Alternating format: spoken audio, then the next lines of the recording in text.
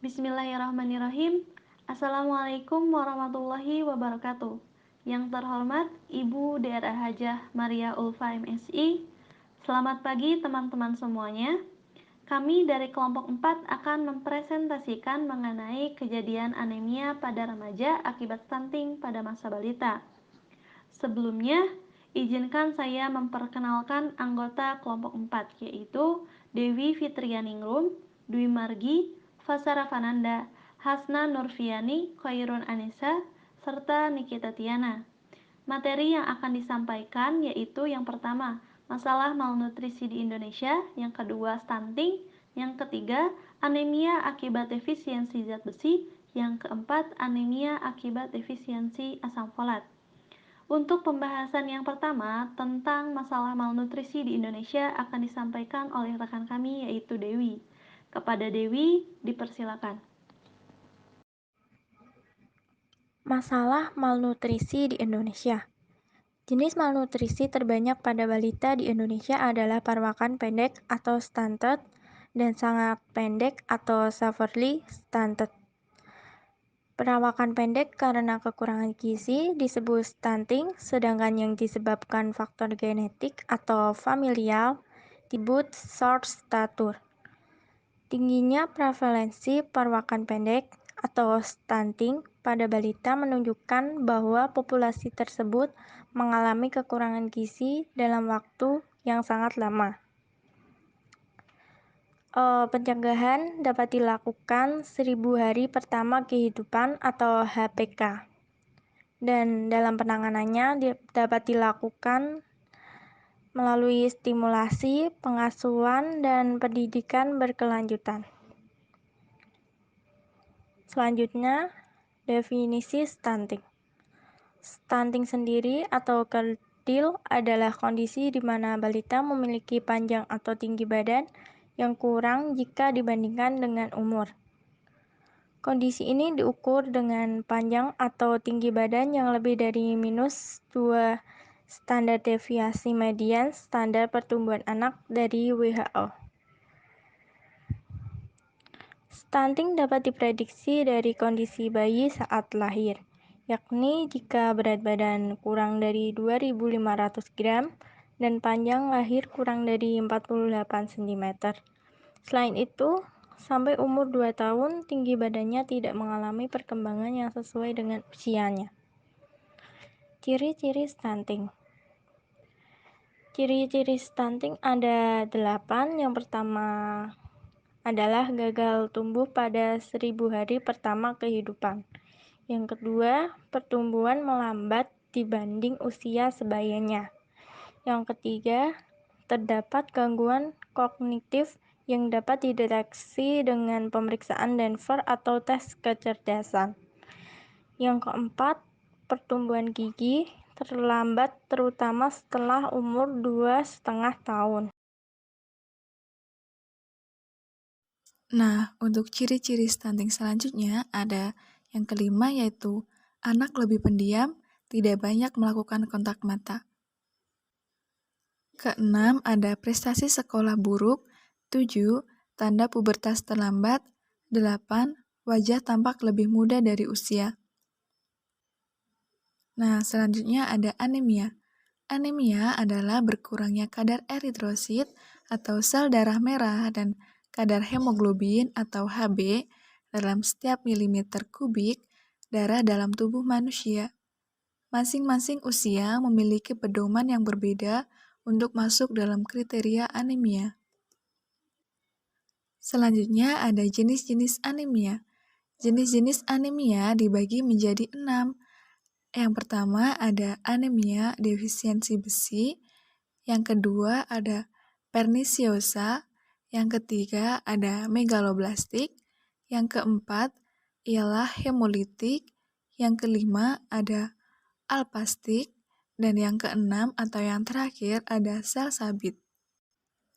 Nah, anemia akibat defisiensi nutrisi diantaranya 1.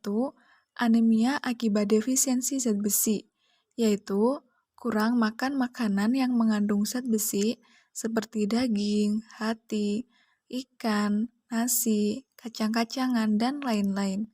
Yang kedua ada anemia akibat defisiensi asam folat, yaitu kurang makan makanan yang mengandung asam folat seperti brokoli, pepaya, alpukat, pisang, dan lain-lain.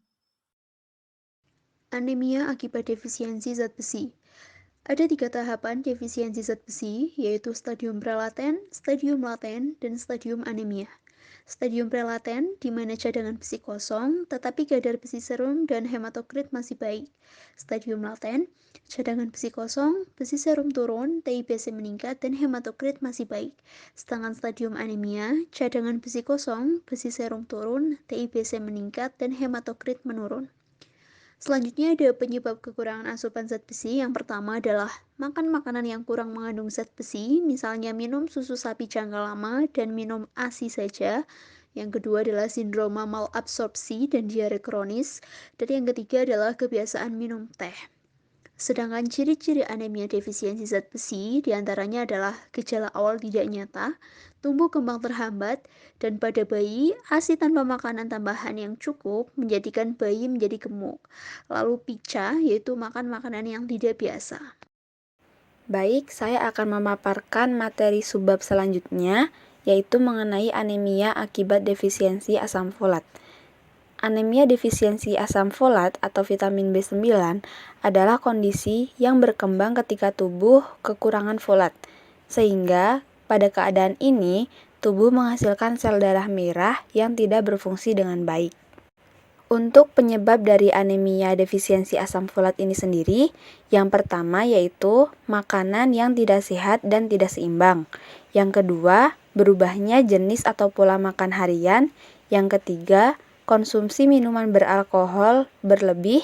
Yang keempat, buang air kecil berlebihan. Dan yang kelima, yaitu konsumsi obat-obatan tertentu.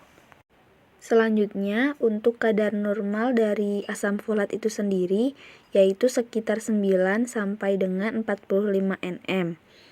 Sedangkan defisiensinya dapat terjadi jika kadar asam folat kurang dari 3 mg per mili dan asam folat eritrosit kurang dari 100 mg per mili. Kemudian diagnosis defisiensi dari anemianya ini disebut dengan tipe megaloblastik. Lalu ada manajemen defisiensi asam folat. Asupan sebanyak 3,1 mg per hari dapat memenuhi angka kecukupan gizi yang dianjurkan di Indonesia. Untuk wanita hamil dan wanita menyusui, dianjurkan 0,4 mg per hari atau setara dengan 400 mg per hari. Apabila kebutuhan asam folat tercukupi, tubuh menyimpan sekitar 5-10 mg folat dan hampir setengahnya disimpan di hati. Cadangan ini cukup untuk 3-6 bulan tanpa adanya asupan folat dari makanan. Lalu, terapi pemberian pada asam folat. Pengobatan pasien dengan anemia megaloblastik akut merupakan asam folat 1-5 mg intramuskular dan dilanjutkan dengan maintenance 1-2 mg per hari oral selama 1-2 minggu. Pemberian asam folat secara oral dengan dosis 0,1-1 mg sehari pada pasien anemia megaloblastik umumnya memuaskan. Lalu pada terapi profilaktik pada bayi prematur 50 mg per hari. Terapi selama 4 bulan biasanya cukup untuk memperbaiki gejala klinis dan untuk mengganti sel darah. Namun, apabila penyebab defisiensi belum dapat diatasi, perlu terapi yang lebih lama. Kesimpulan pada presentasi kami yaitu anemia dan stunting mempunyai atau saling berhubungan. Lalu, yang kedua, anemia dan stunting harus dicegah sejak dini.